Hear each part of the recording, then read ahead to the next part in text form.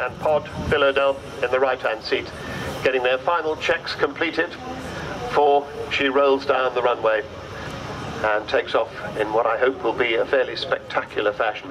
Interesting if you can see her from where you are, right down at the right-hand end of the runway. See how slim she looks from straight ahead.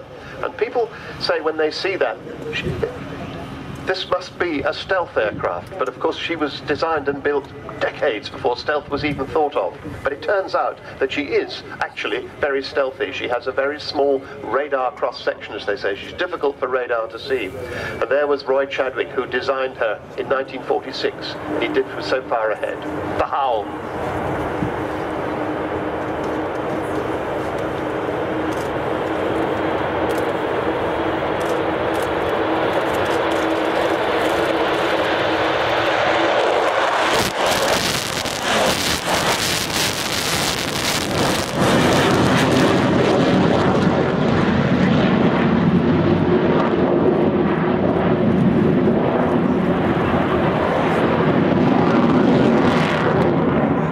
How many times I see that, it raises the hackles on the back of my neck. That is just stunning. And Kev Rumin's doing a great, fantastic wing over at the top of the climb there.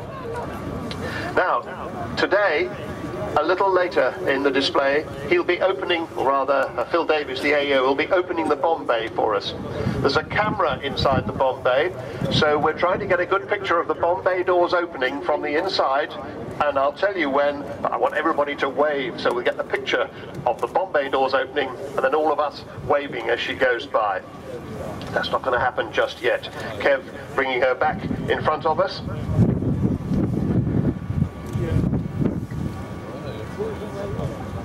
There again you get that slimline view of this aircraft. And just to show as she approaches this time, she doesn't always have to make a lot of noise. She tiptoes up on you. You don't realize she's there. And you look up and see what the Americans call the aluminum overcast, because the sky goes dark when she flies over.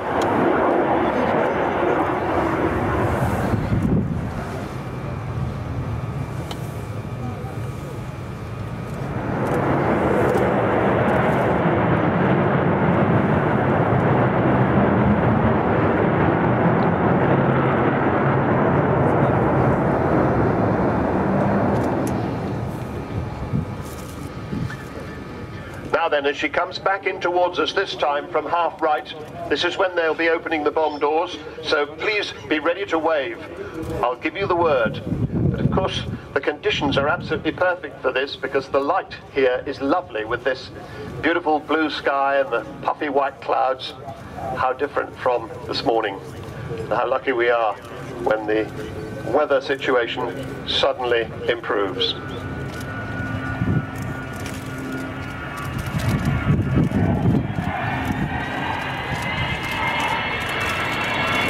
Long display line, it goes further down.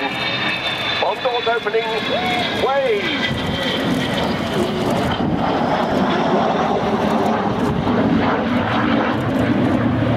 That's the amazing, thank you very much by the way, that's the amazing huge bomb bay that carried the 21,000 pounds of bombs, 1,000 pound bombs down to the Falkland Islands.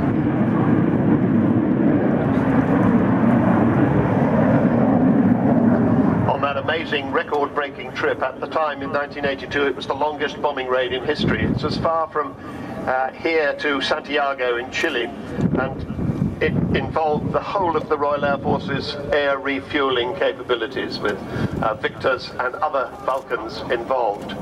But they got all the way there and back, and they dropped those 21 1,000 pound bombs on the runway at Port Stanley. They hit the runway with 2 of them. Now you might not think that's a very good proportion to be successful with, but these were Second World War dumb bombs, no guided bombs there, so if you wanted to be sure of hitting a target you had to drop a lot of bombs, and you hoped that some of them would hit, and 2 did, and that was what was required. Bomb doors should be closing as she comes around this time, but you just get the last look at the size of that bomb bay. And Phil Davies in the AEO seat at the back is just about to operate the switch, and there it is, the bomb bay doors closed. You could have your name in that bomb bay next year. That's one of the things you can sign up for down at the Vulcan Village. There's a whole plaque in there with lots of people's names on it who get to fly around in the Vulcan. And there, as you see her going away, once again you get that slimline look. One of the reasons she turned out to be stealthy, I discovered the other day, and it's been proved that she is, because in red flag exercises for the Americans, they found it very difficult to pick her up on radar despite her size. And one of the reasons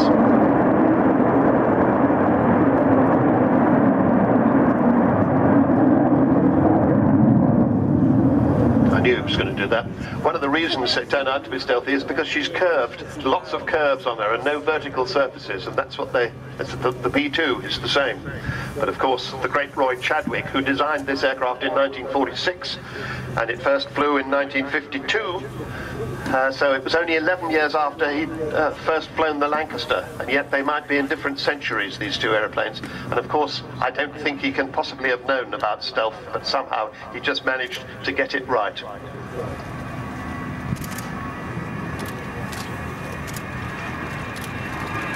I think he's going to make a noise again in a minute.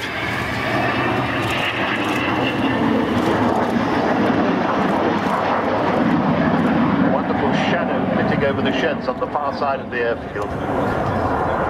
Triangular shape. Well, not quite as much noise as I thought this time. He should be going into a spiral climb. If you're looking at her through binoculars, you may see that the air brakes are out. That's the air brakes. They stick out top and bottom of the wings. Actually, he may have decided not to do the spiral climb. But when he does that, they stick the air brakes out, because if he doesn't, she'll be up to 10,000 feet before you know where she is. But perhaps no spiral climb today. We shall see.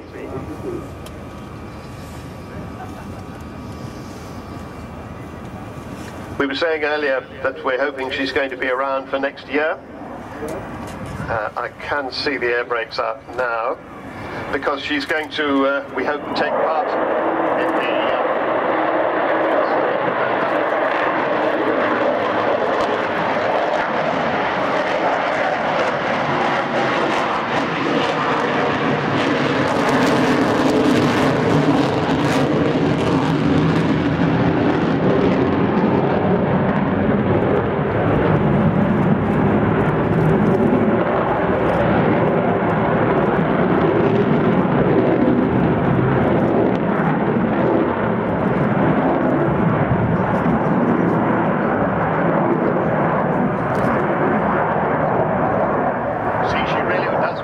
to 10,000 feet, but she's held back by having those air brakes out.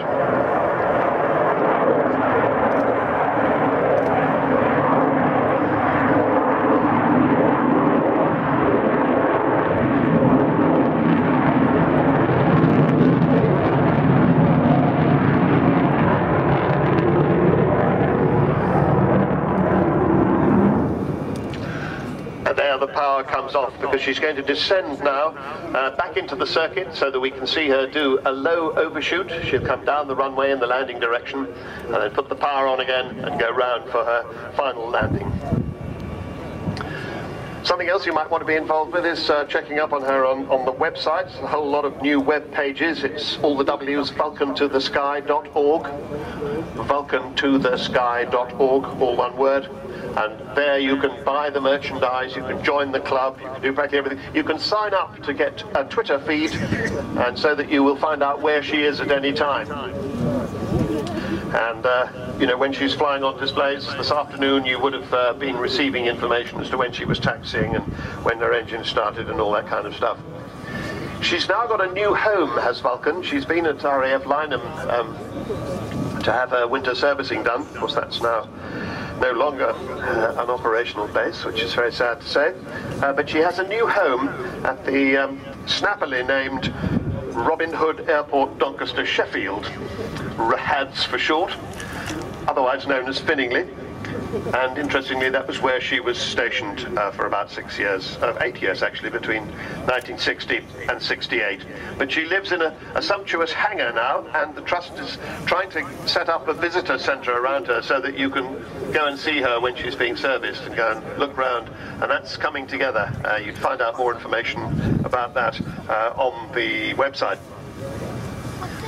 Now, the other thing is that if you want to give money straight away, as soon as she's finished, get your mobile out and text the word Vulcan, V-U-L-C-A-N, to 70558. Of course, her number is XH558. So text the word Vulcan to 70558. It'll cost you a £5 and £4.50 plus a text charge. £4.50 of that at least will go to the Vulcan to the Sky Trust.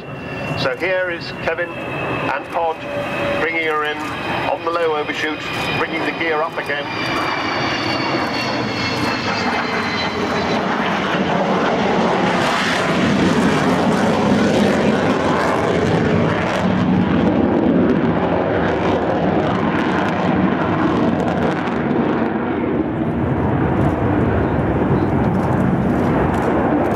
Like a homesick angel.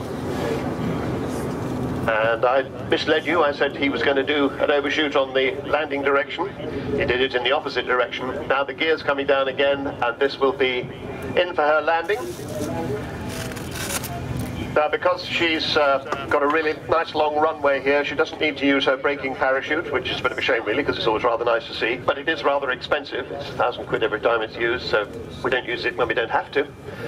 But I'm sure we shall see Kev holding the nose wheel off for as long as he can and presenting the huge area of that delta wing to the oncoming airflow so as to slow her down without overusing the brakes.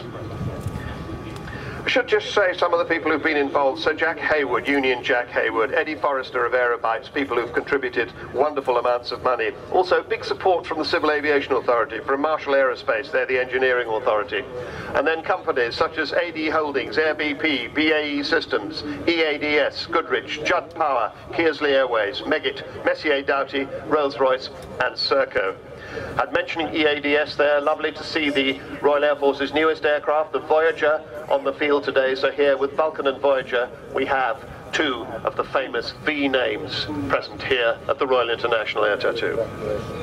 But of course, most of the money has come from you, has come from the great British people. So please do find some way of keeping that up and keeping this wonderful old lady flying for as long as we possibly can. Don't forget, everybody said it could never be done. Some people are saying it's going to fail any time now. We think she's got a guardian angel who's a bit inattentive.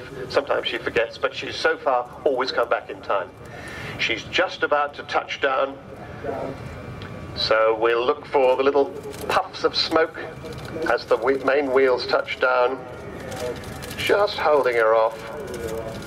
Not even any puffs of smoke. A very, very smooth landing. 16 wheels down, 2 to go.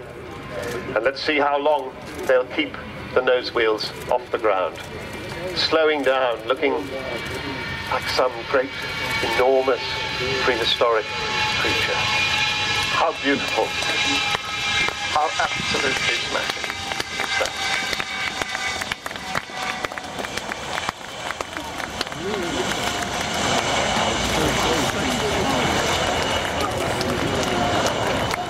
18 wheels back to Earth. The Avro Vulcan XH558. Well, sure, I think a display to melt the heart of even the biggest cynic. That was a super display, magnificent weather, and he spoke about